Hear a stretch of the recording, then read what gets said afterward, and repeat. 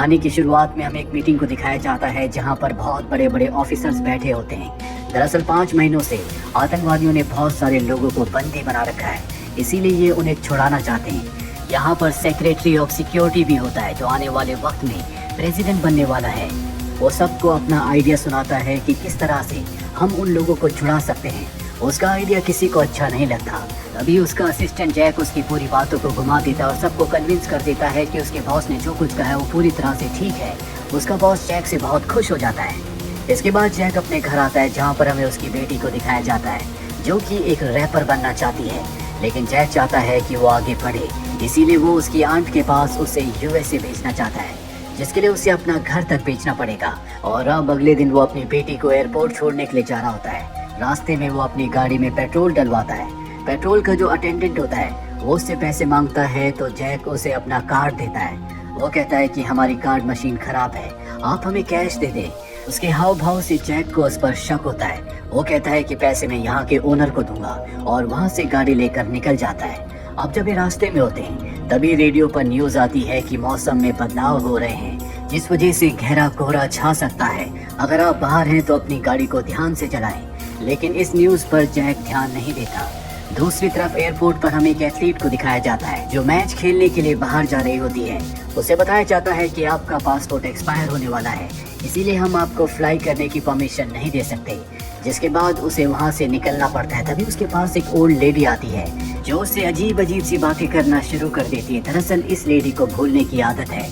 तभी वहाँ पर उसका हस्बैंड आ जाता है और उसे अपने साथ ले जाता है। और अब ये एथलीट अपने असिस्टेंट के साथ गाड़ी से घर की तरफ निकल पड़ती है, पर जब वो एयरपोर्ट के ब्रिज पर होती है तो वहाँ पर गहरा कोहरा छा जाता है, जिस वजह से अपनी गाड़ी बहुत धीरे चलाते हैं। वहीं हमें जैक को दिखाया जाता है जो अब खुद एयरपोर्ट के पास पहुँच चुका है। वो देखता है कि उसके पास से आर्मी की 2 गाड़ियाँ निकली हैं जिनके अंदर आर्मी के डॉग्स भी हैं, जो देखकर उसे शक होता है। यहाँ पर एक इन्फ्लुएंसर होता है जो इस कोहरे में ब्रिज के ऊपर बहुत फास्ट ड्राइव कर रहा होता है, साथ ही वो लाइव स्ट्रीमिंग कर रहा है। और तभी उसकी गाड़ी का एक्सीडेंट हो जाता है, जिस वजह से बहुत सारी गाड़ियां उसकी गाड़ी से टकराती हैं, क्योंकि कोहरे की वजह से किसी को आगे कुछ नहीं दिख रहा होता।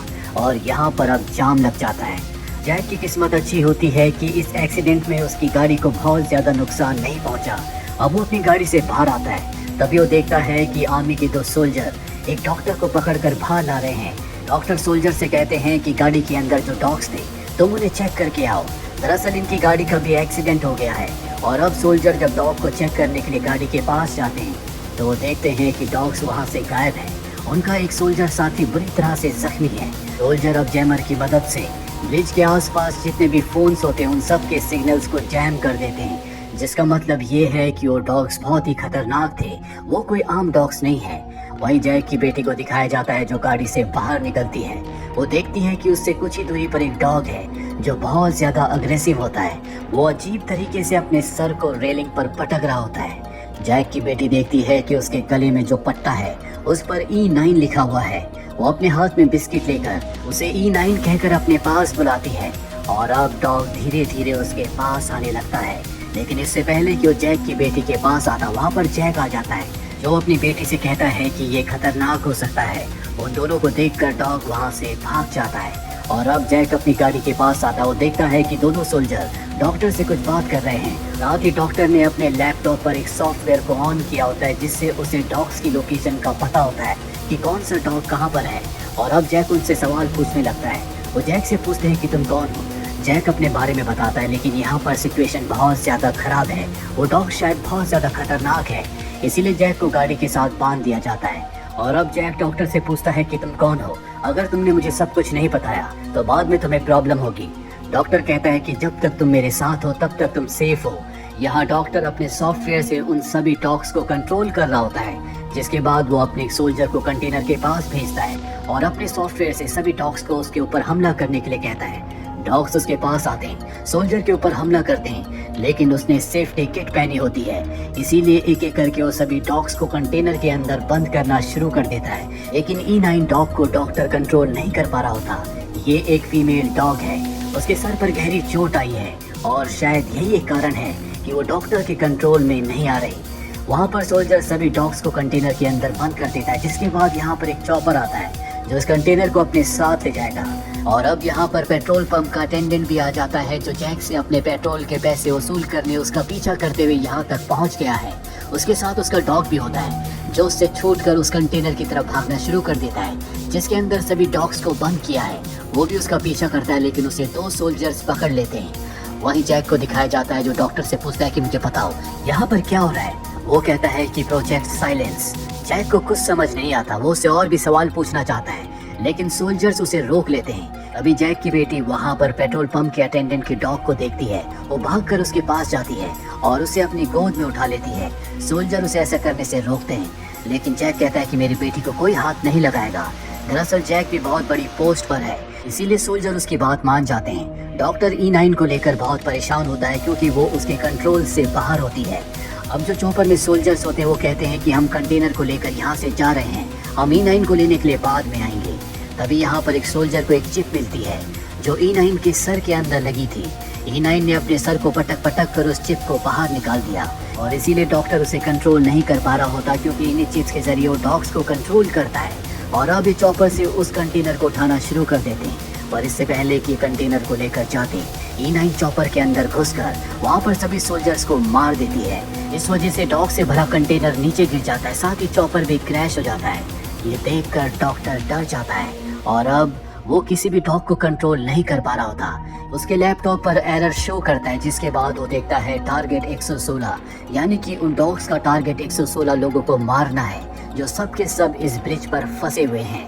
कंटेनर के अंदर से अब सभी डॉग्स बाहर निकल जाते हैं, जो लोगों के ऊपर हमला करना शुरू कर देते हैं। एक डॉग डॉक्टर के ऊपर भी हमला करता है, जिस वजह से उसका लैपटॉप उसके हाथ से दूर गिर जाता है। डॉक्टर को डॉग मार ही देता है, लेकिन उसे जैक बचा लेता है। ये सब के सब अब गाड़ी से यहाँ से निकलना चाहते हैं, क्योंकि डॉग सब के ऊपर हमला कर रहे हैं। तब ये देखते हैं कि पेट्रोल अटेंडेंट वहाँ पर फंसा हुआ है। ये उसके लिए और उसके डॉग के लिए गाड़ी की डिक्की को खोल देते हैं। गाड़ी की डिक्की के अंदर आ जाता है, पर ये ब्रिज से बाहर नहीं निकल पाते, क्योंकि चॉपर के क्रैश होने की वजह से पूरा रास्ता ब्लॉक हो चुका है, जिस वजह से जैक को गाड़ी रोकनी पड़ती है।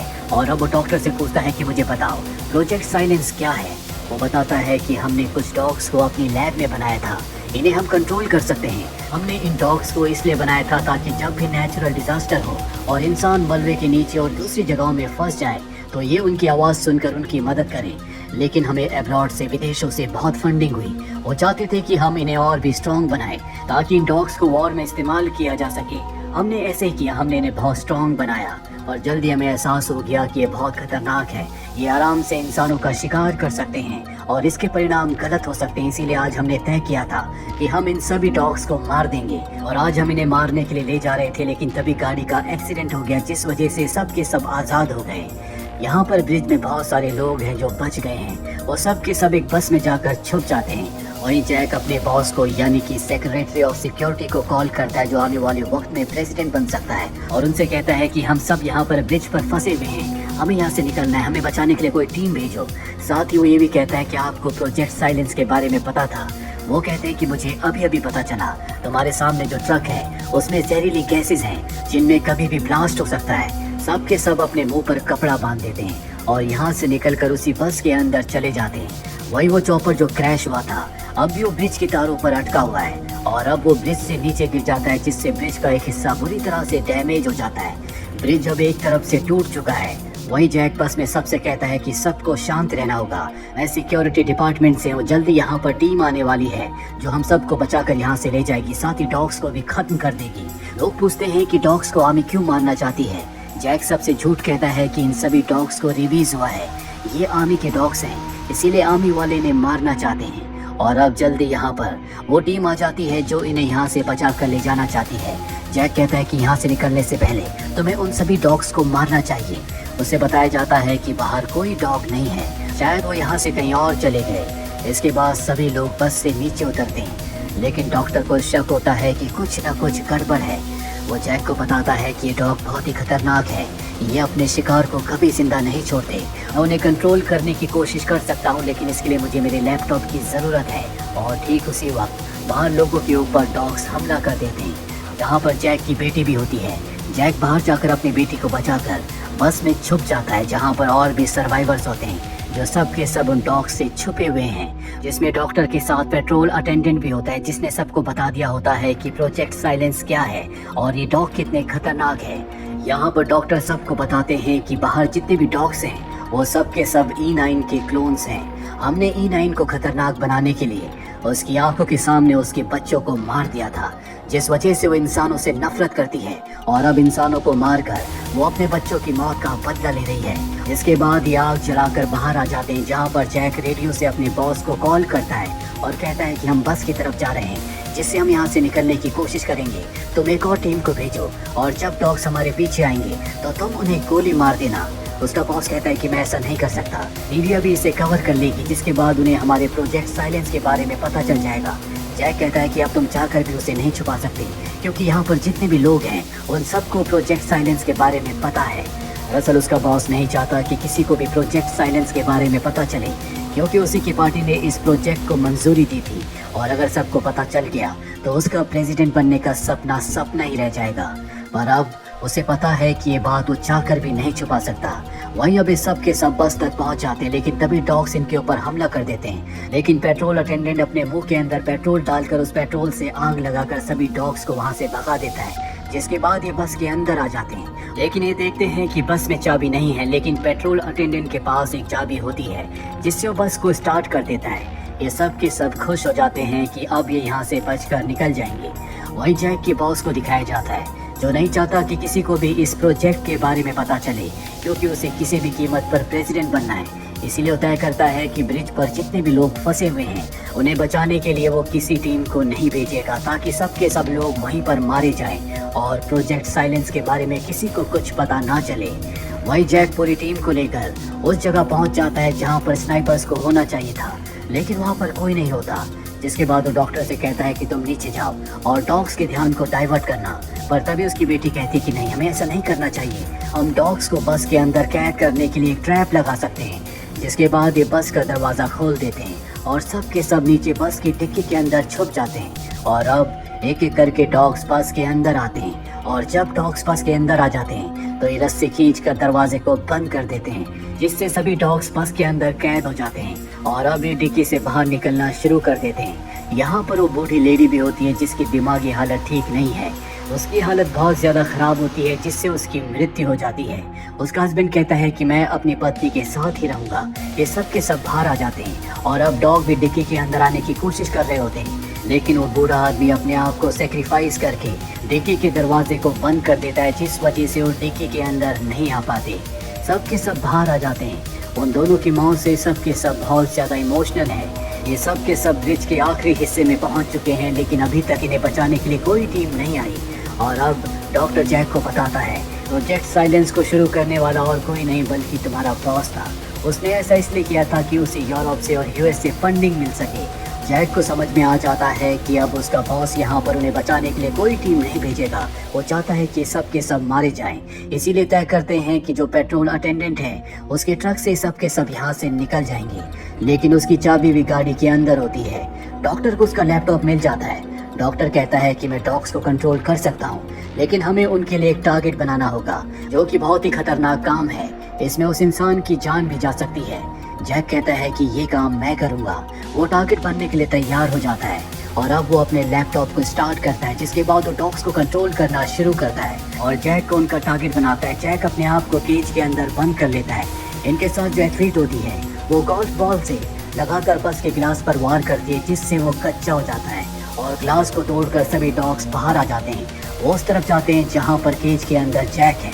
वो केज के ऊपर हमला कर रहे होते हैं और ठीक इसी वक्त इनके साथ जो पेट्रोल अटेंडेंट होता है वो बस के अंदर जाकर चाबियाँ निकाल लेता है, लेकिन उसे नहीं पता होता कि बस के अंदर E9 भी है, जिसे डॉक्टर कंट्रोल नहीं कर सकता और अब उसे अपनी जान बचाने के लिए वो भागता है। वो उसका पीछा करती है, लेकिन E9 उसके ऊपर हमला करने की बजाय डॉक्टर के ऊपर हमला कर देती है, क्योंकि उसी की वजह से उसके बच्चों की जान गई थी। लेकिन अब ब्रिज टूटने लगता है, जिस वजह से केज के साथ बहुत सारे डॉग्स भी नीचे गिरने लगते हैं। E9 उन्हें बचाने के लिए जाती है। यहाँ पर अब पेट्रोल अटेंडेंट अपना ट्रक लेकर आ गया होता है। इसके बाद जैक की बेटी उसके ट्रक में जो टो करने वाली वायर होती है उसे केज के साथ अटैच कर देती है और अब पेट्रोल अटेंडेंट उस केज को खींचता हुआ अपनी गाड़ी के साथ इस जगह से बाहर निकाल कर ले जाता है। ब्रिज लगातार टूट रहा होता है, जिस वजह से दूसरे डॉग्स के साथ E9 भी पानी में समंदर में गिर जाती है। जैक और बाकी लोग बच जाते हैं। ये उस जगह से बाहर निकल जाते हैं जहाँ पर मीडिया, पुलिस सब इनका इंतजार कर रहे होते हैं। यहाँ पर जैक का बॉस भी होता है। जैक उसके पास जाता है और उसे एक जोरदार पंच मारता है, जिसके बाद वो डॉक्टर के साथ मिलकर मीडिया को बता देता है कि प्रोजेक्ट साइलेंस क्या था और इन सब के पीछे उसी का बॉस है जो आने वाले वक्त में प्रेसिडेंट बनने वाला था। उसके बॉस को पता चल जाता है कि उसका अभी सारा का सारा भेद खुल चुका है, इसीलिए चुपके से वो वहाँ से निकल जाता है।